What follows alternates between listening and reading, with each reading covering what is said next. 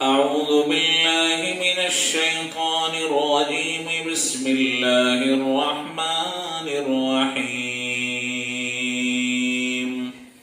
ألم تر أنا أرسلنا الشياطين على الكافرين تؤزهم أزا. یہ سورہ مریم کی آخری رکوع کی شروعات ہے. اللہ تبارک و تعالی اس رکوع کے اندر مومن اور مشرک کافر دونوں کے حالات کو بیان فرمایا ہے.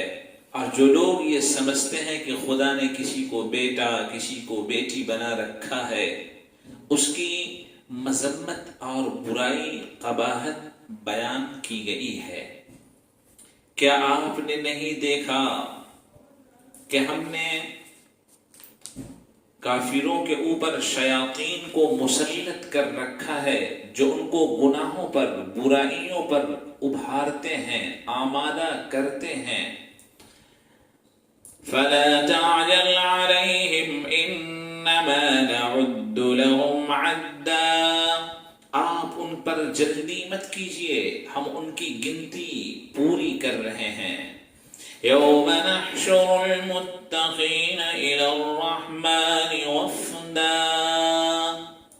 یاد کریے اس دن کو جس دن ہم متقین کو، مؤمنین کو، اللہ سے، خدا سے ڈرنے والوں کو رحمان کی طرف مہمان بنا کر اٹھائیں گے.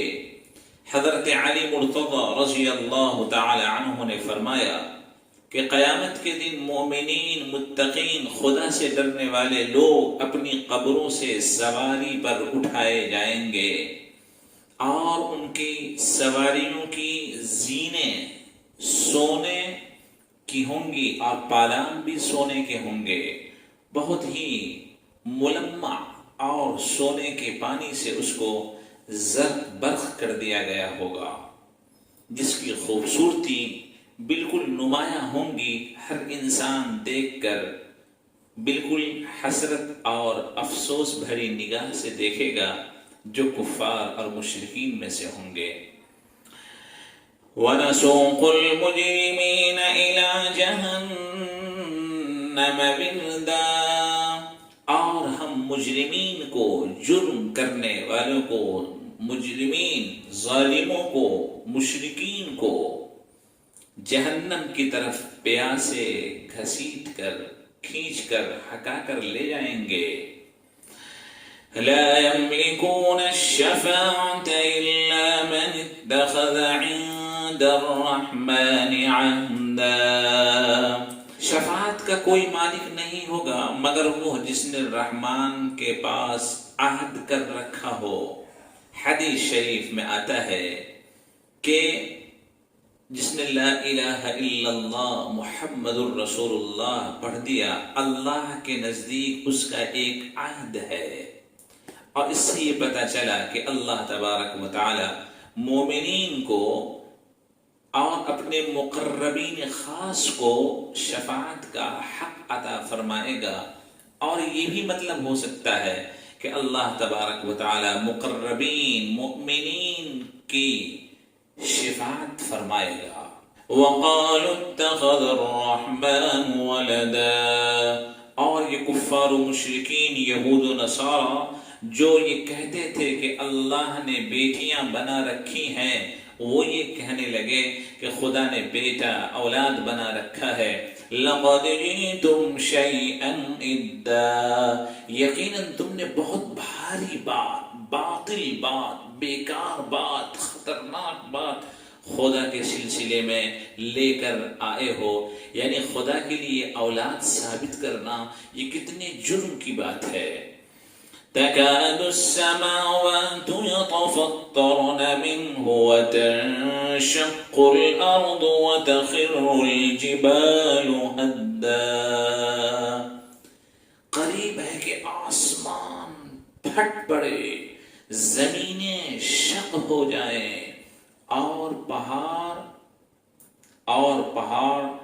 ہل کر، دہل کر گر پڑے.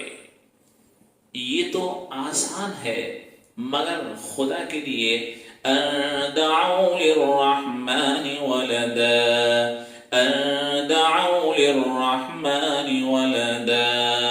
مگر یہ بات کہ خدا نے کسی کو بیٹا یا بیٹی بنا لیا ہے یہ اس سے بھی زیادہ سخت ہے.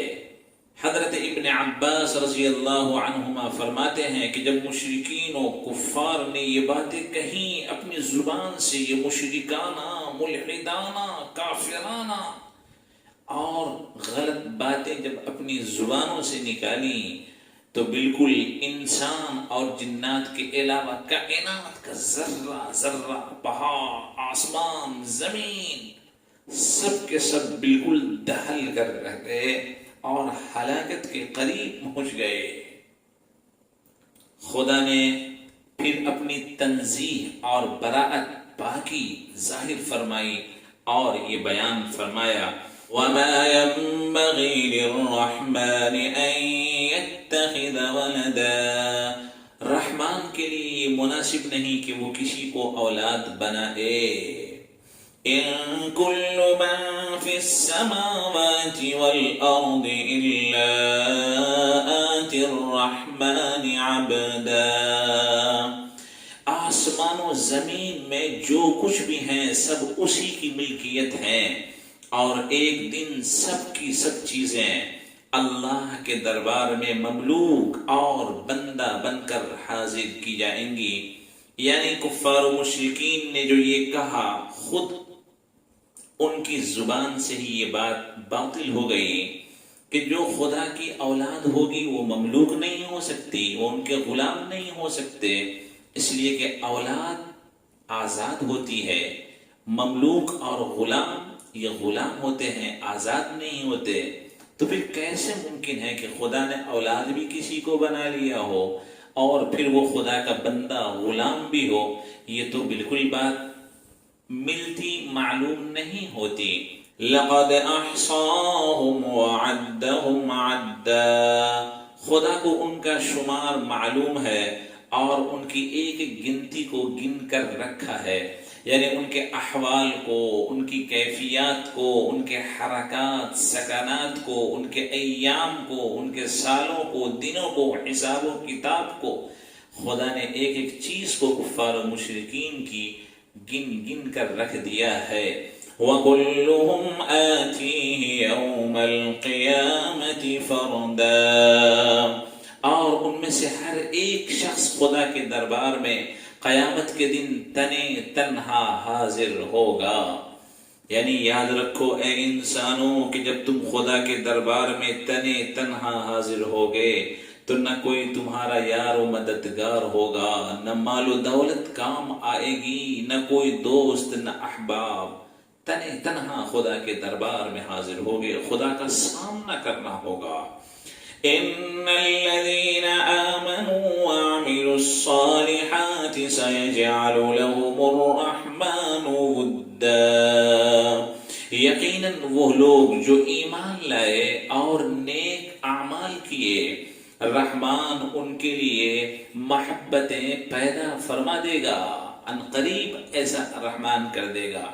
حدیث شریف میں آتا ہے کہ اللہ تبارک و تعالی جس کو اپنا محبوب بنا لیتا ہے فرشتوں کو فرماتا ہے کہ فلاں بندہ میرا محبوب ہے.